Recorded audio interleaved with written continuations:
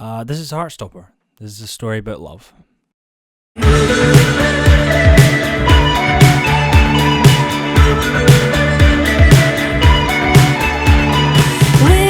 spring, summer, fall, among us family, I wanna feel them all. Adapted from a webcomic of the same name, Heartstopper is a 2022 teen comedy drama written by Alice Oseman, and it's safe to say it's been pretty much universally loved, not least by me. And we'll also get into more detail in a second. Heartstopper is a show which everyone should watch, regardless of age, gender, or sexuality. It's a story that can speak to anybody and everybody can learn something from, so if you haven't watched the show already, I'd suggest doing so before you watch this video because there will be spoilers from here on out.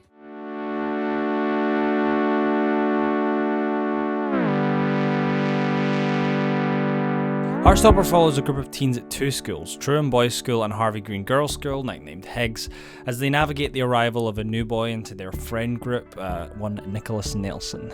The primary focus is the love story between Nick and Charlie, but there are plenty of interesting and rich storylines for the remainder of the characters, and it never feels like they're left as an accessory to Charlie and Nick's story. Whilst the story isn't necessarily of any higher quality than any other teen drama, what gives it this beautiful, rich quality is Alice Oseman's wonderful characters. Charlie Spring, ostensibly the main character of the show, is my personal favourite. Charlie is such a brilliantly realised, shy, nerdy gay guy. Too many teen dramas fall into the trap of turning nerdy characters into stereotypes, with walls covered in Star Wars posters and Doctor Who posters. Oh shit. And who do nothing but make Lord of the Rings references, which creates characters who feel hollow and one-dimensional and like they're ripped straight out of the mind of someone who doesn't even know who Mithrandir is. Charlie, on the other hand, is just a normal teen. He has music posters on his walls, he plays the drums, he's talented and sociable, whilst also being very passionate about the things that he loves, regardless of what others think of his interests. That's not to say he doesn't receive his share of bullying, which is shown to get to him in a very real and, once again, very fresh way, breaking through the mold of stereotypical Hollywood bullying. Being bullied affects Charlie, but he also doesn't believe anything they say. It's not as if he actually takes on board their comments, but the constant harassment chips away at his confidence in himself in other areas of his life and turns his natural awkwardness into powerful self-deprecation and even self-loathing. Bullying amplifies in Charlie pre-existing fears and anxieties about his annoyance to others around him and pushes him to push others away, almost destroying all of his relationships in what's definitely the most downbeat episode of the show. Other characters in the show are just as well realised, but we'll get into them a bit later.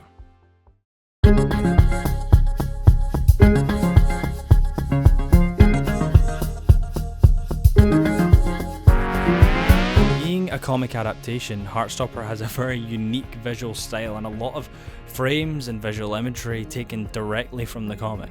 Directed by Eros Lynn, a director I have a lot of appreciation for.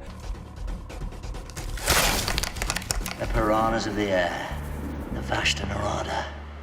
Literally the shadows that melt the flesh. Most planets have them, but usually in small clusters. I've never seen an infestation on this scale, or this aggressive. The show wears its comic book origins very much on its sleeve, implementing some incredibly unique visual imagery through hand-drawn animations that are used very delicately and precisely to give the visual storytelling like a whole new layer on top of an already brilliantly shot show. The animation is full of repeated motifs like flowers, seagulls, and other birds. I'm not an ornithologist, don't ask me. Creates a visual language which gives a tangible existence to love, both romantic and platonic, between our two main characters and many of the supporting characters. The animations create connections between people, like flowers swirling in the wind, passing between and around two characters, staring at each other across a rugby pitch, or signify harmony, like two birds flying into the sky together in formation. This effectively demonstrates the show's principal concern on a more abstract level. It's a celebration of love, first and foremost. Eros and Oseman make this quite plain through their careful use of the animation and Eros' expert use of the camera. This show also, like I said, looks gorgeous. The whole thing is given this deeply saturated, pastel highlighted colour grade, which gives the whole thing this feeling of a wonderland and a positive energy that will become very important later. The show also isn't afraid to strip itself of the rosy palette when it's suitable. Episode 7 basically loses all colour and becomes very dark and unfriendly, much like the content of the episode itself. It's a really refreshing visual look that I don't know if I've seen in a lot of stuff recently, or at all really. Eros Lynn, he's my man.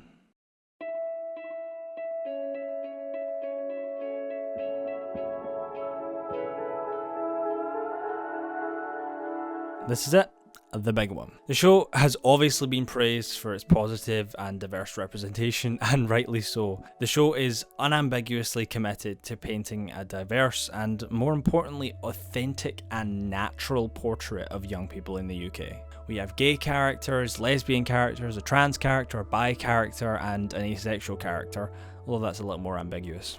Diversity and representation are very common buzzwords in media now, but I have to stress that diversity and representation alone, a good show does not create.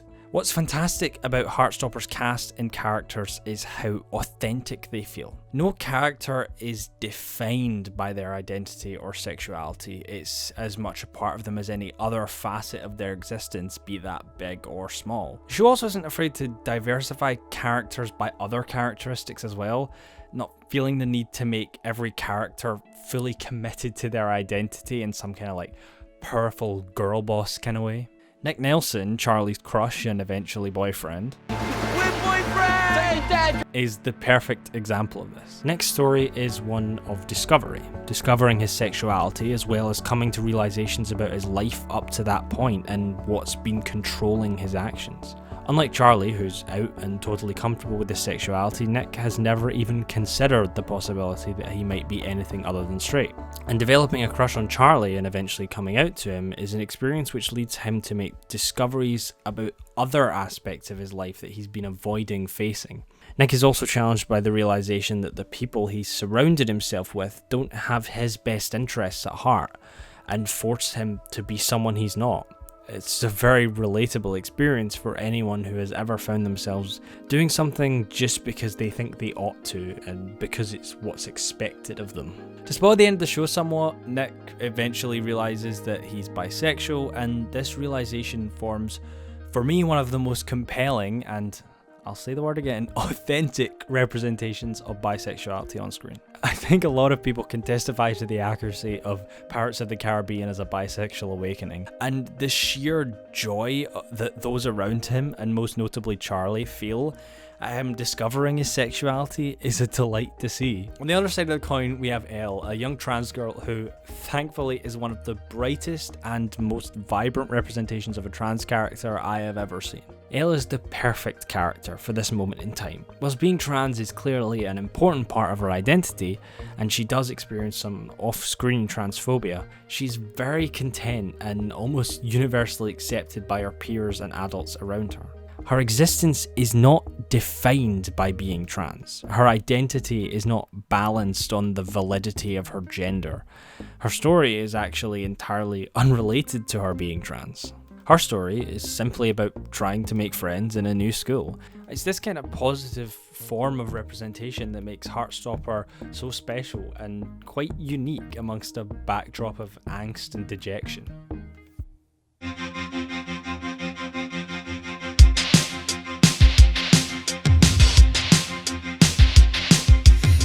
The LGBTQ community has a long history, and one which you cannot deny is full of hardship, struggle and fear. For a lot of LGBTQ people living today, their life as a queer person has mostly been defined by Thatcher and Section 28 and AIDS, and their experience has often been defined more by grief and loss than joy and love. Unsurprisingly, this has been reflected in the output of mainstream LGBTQ fiction for the last 50 or 60 years. When you consider the most popular and most successful films which focus on queer stories, a pattern does begin to emerge. Although there are obviously exceptions to the rule, so many of these films, TV shows, or other works of fiction are dominated by a pervasive negativity that is unfortunately all too present in the historical and present day experiences of LGBTQ people. But as more and more younger generations begin to discover their sexualities and their identity within the queer sphere,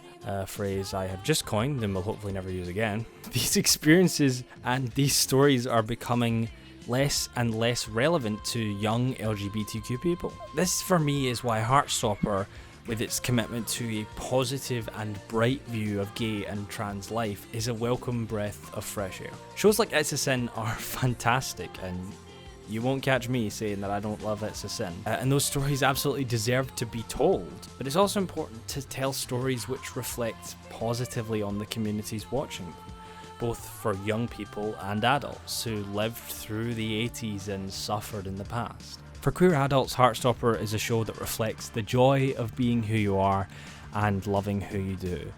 For queer youth, Heartstopper may be the first piece of fiction they've seen which shows them that queer existence isn't always a misery. It isn't always a short spark snuffed out too quickly or a wild ride which ends in tragedy. It's just the same as any other life, full of complex people, hope, and love.